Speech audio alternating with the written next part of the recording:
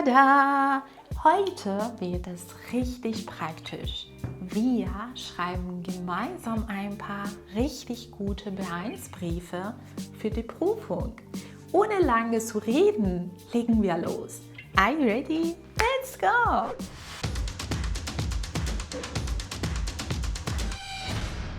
Hallo und herzlich willkommen zurück auf meinem Kanal. Schön, dass du wieder dabei bist. Ich bin Zara von 7 Minuten Deutsch. In den vorherigen Videos habe ich dir schon gezeigt, wie ein guter Brief aufgebaut ist, welche Teile wichtig sind und was du für einen guten B1-Brief brauchst. Falls du diese Videos noch nicht gesehen hast, schau sie dir unbedingt vorher an. Die Playlist findest du hier oben und den Link packe ich dir natürlich auch in die Videobeschreibung. Dort findest du alle wichtigen Videos zum Thema Briefe und E-Mails. Und heute starten wir direkt mit einem sehr wichtigen Thema.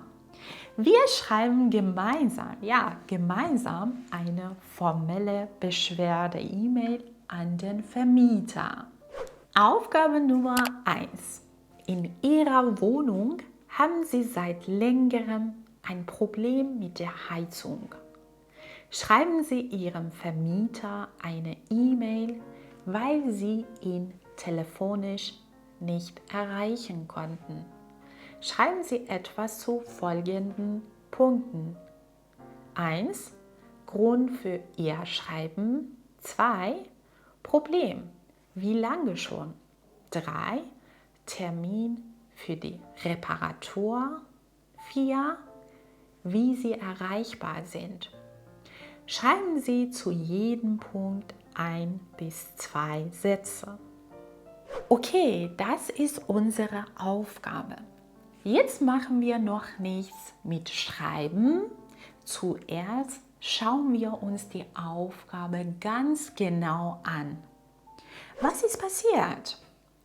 Die Heizung funktioniert nicht richtig. Seit wann? In der Aufgabe steht seit längerem.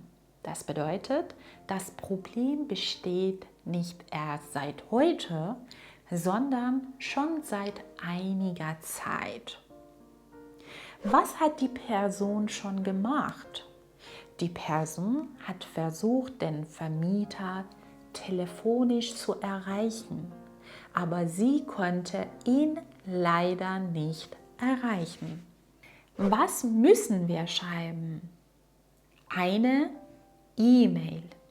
Das ist der erste wichtige Punkt. Du musst in der Prüfung immer zuerst erkennen, schreibe ich eine E-Mail oder einen Brief. Hier steht ganz klar, schreiben Sie Ihrem Vermieter eine E-Mail. Das heißt, wir schreiben eine E-Mail. Brauchen wir dann oben Ort und Datum? Nein. Bei einer normalen E-Mail in der B1-Prüfung brauchst du meistens keinen Ort und kein Datum. Jetzt kommt die nächste wichtige Frage. Ist diese E-Mail formell, informell oder halbformell? Das ist eine formelle E-Mail, weil du an deinen Vermieter schreibst. Der Vermieter ist keine Freundin, er ist auch kein Familienmitglied. Deshalb schreiben wir höflich. Das heißt, wir benutzen Sie und nicht du. Wir schreiben also nicht Hallo, sondern sehr geehrte Damen und Herren. Wenn wir den Namen kennen, können wir schreiben, zum Beispiel sehr geehrter Herr Müller oder sehr geehrte Frau Schneider. Wenn wir den Namen nicht kennen, ist diese Anrede immer sicher. Sehr geehrte Damen und Herren. Warum? Weißt du das? Weil diese Anrede höflich, neutral und formell ist. Nach der Anrede kommt ein Komma und nach diesem Komma schreiben wir klein weiter. Zum Beispiel, sehr geehrte Damen und Herren, ich schreibe Ihnen, weil nicht groß, sondern klein. Jetzt kommt Punkt 1. Grund für Ihr Schreiben. Der erste Satz muss sofort zeigen, warum du schreibst. Nicht zu lang, nicht kompliziert, direkt und klar. Du kannst schreiben, ich schreibe Ihnen, weil die Heizung in meiner Wohnung seit einiger Zeit nicht richtig funktioniert. Dieser Satz ist sehr gut. Warum? Weil du direkt den Grund nennst. Du sagst, ich schreibe Ihnen und dann kommt der Grund, weil die Heizung nicht richtig funktioniert. Wichtig, Achtung, nach weil steht das Verb am Ende. Noch etwas schöner und formeller klingt, ich wende mich an Sie, weil die Heizung in meiner Wohnung seit einiger Zeit nicht richtig funktioniert. Das ist eine sehr gute Formulierung für B1. Ich wende mich an Sie. Klingt höflich, formell und passt perfekt zu einer E-Mail und ja, an den Vermieter. Du kannst dir diesen Satz merken. Ich wende mich an Sie, weil bla bla bla. Ne? Das kannst du in vielen formellen E-Mails benutzen. Zum Beispiel, ich wende mich an Sie, weil ich ein Problem mit meiner Wohnung habe. Oder ich wende mich an Sie, weil ich Sie telefonisch leider nicht erreichen konnte.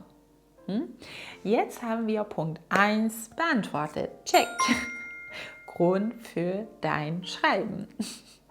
Jetzt kommt Punkt 2. Problem. Wie lange schon?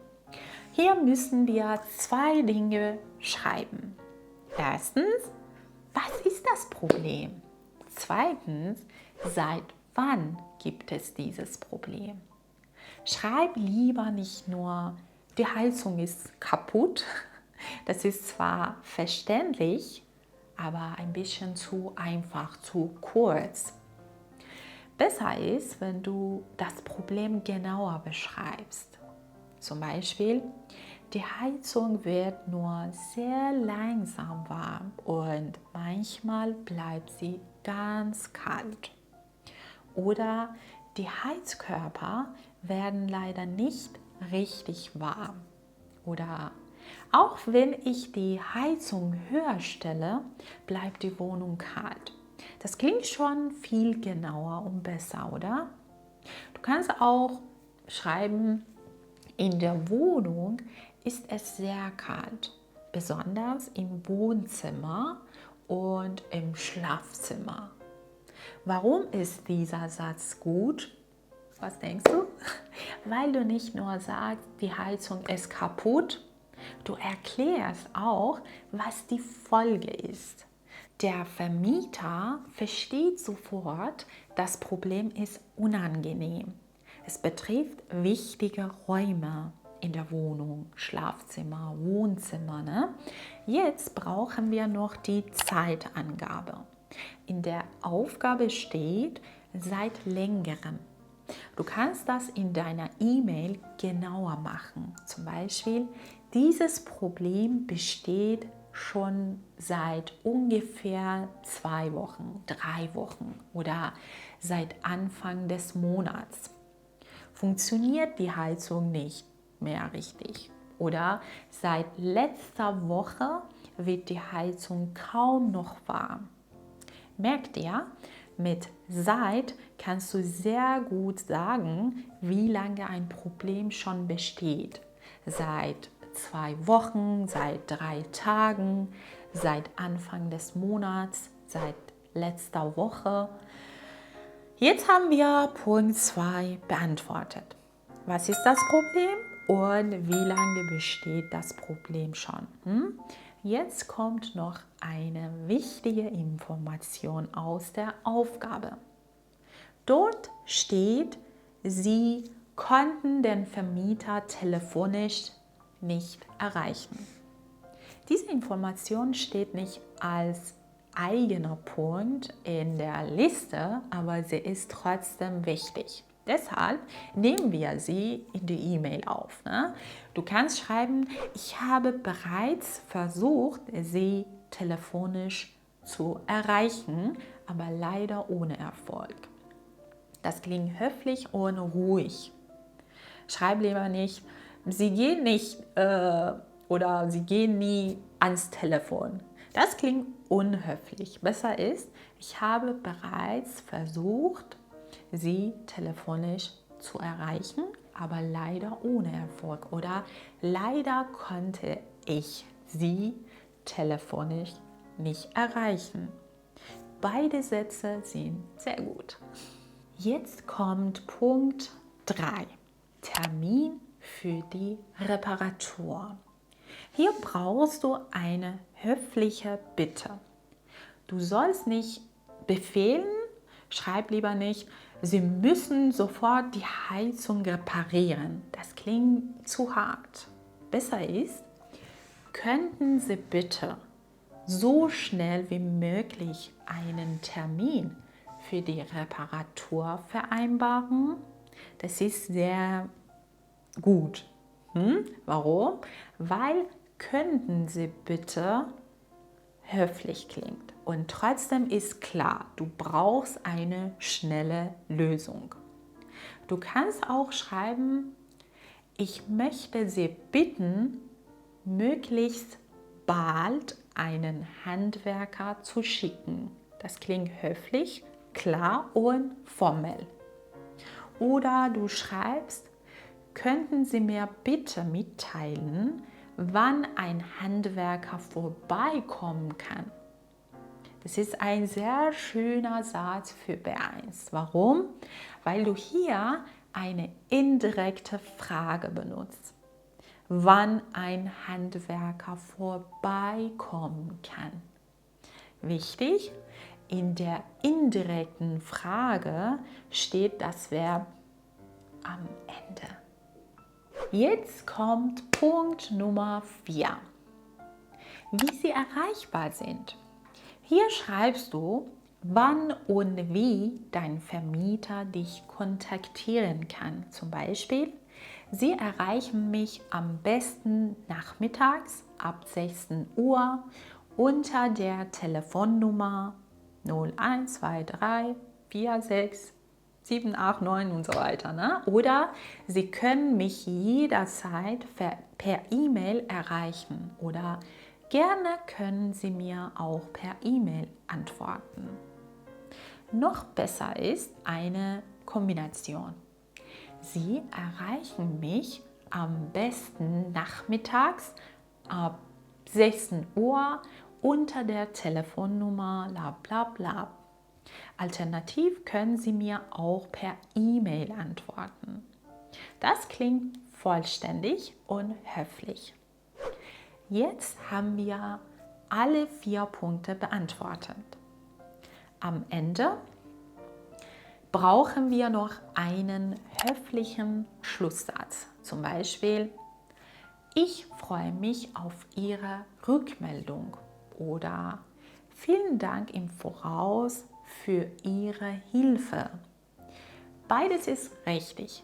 Für diese E-Mail passt besonders gut, vielen Dank im Voraus für Ihre Hilfe. Warum? Weil du ein Problem hast und den Vermieter um Hilfe bittest. Danach kommt die Schlussformel mit freundlichen Grüßen und darunter schreibst du deinen Namen.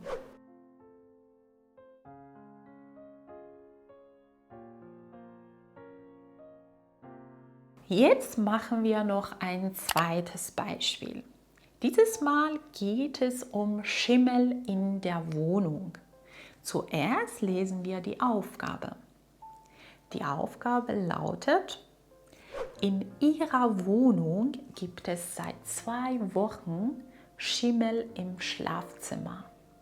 Sie machen sich Sorgen um Ihre Gesundheit.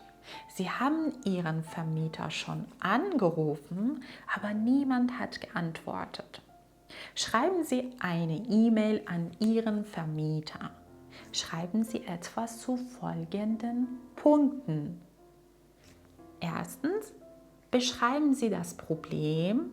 Zweitens, sagen Sie, seit wann das Problem besteht. Drittens, erklären Sie, warum das für Sie wichtig ist. Und viertens, bitten Sie um Hilfe oder um einen Termin. Schauen wir uns die Punkte wieder kurz an. Punkt 1. Wir müssen das Problem beschreiben. Was ist das Problem? Es gibt Schimmel im Schlafzimmer.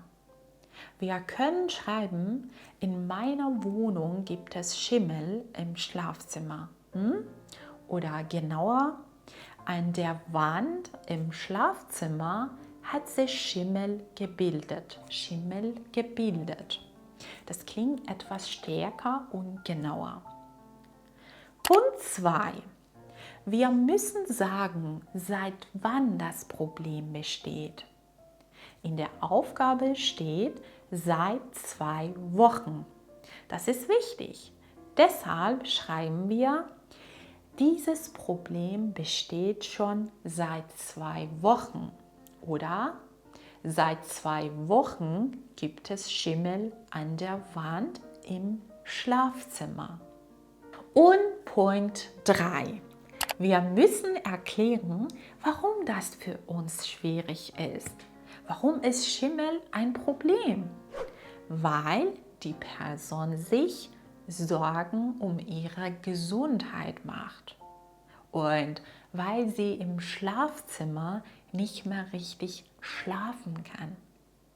Hier können wir schreiben, das ist für mich sehr schwierig, weil ich mir Sorgen um meine Gesundheit mache. Oder außerdem kann ich im Schlafzimmer nicht mehr richtig schlafen. Das sind gute Sätze, weil sie die Folgen erklären. Und Punkt 4, wir müssen um Hilfe oder um einen Termin bitten. Hier bleiben wir höflich. Wir schreiben nicht, Sie müssen sofort kommen. Das klingt zu hart, unhöflich. Besser ist, könnten Sie bitte so schnell wie möglich vorbeikommen? Oder könnten Sie bitte einen Termin mit mir vereinbaren? Noch besser ist, könnten Sie bitte so schnell wie möglich vorbeikommen oder einen Handwerker schicken? Das klingt höflich, klar und passt sehr gut zu einer formellen E-Mail.